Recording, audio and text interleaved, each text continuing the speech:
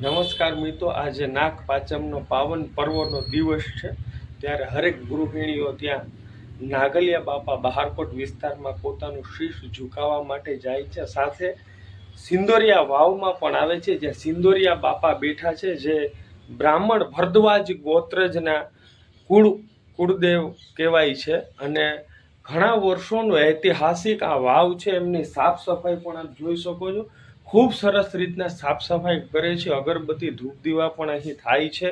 અને આ બહુ વર્ષો જૂની આમની ઠંડારક, આમની નકશી, અને હજી પણ બાપાનું એટલું સચ છે. ઘણા લોકોની માનતા પણ અહીંયા પૂર્ણ થાય છે.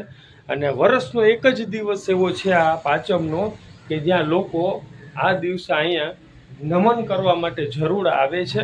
થોડું ઘણું અસ્તવ્યસ્ત દેખાય છે, પણ હવે સ્વચ્છના અભાવના હિસાબે લોકો જે કંઈ પણ કરે છે એ પણ ખૂબ સારી વાત છે.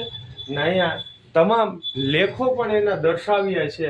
ક્યાં ક્યાં કુટુંબના આ કુળદેવી છે, કુળદેવ છે, તે પણ અહીં દર્શાવવામાં આવ્યું છે.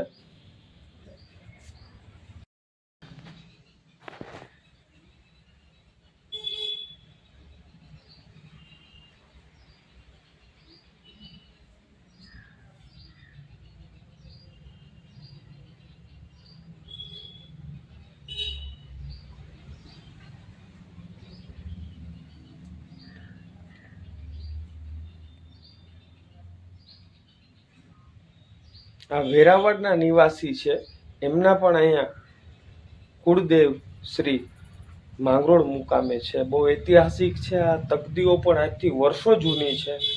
ને અહીં પણ એક ભક્તિનો મહિમા વહે છે.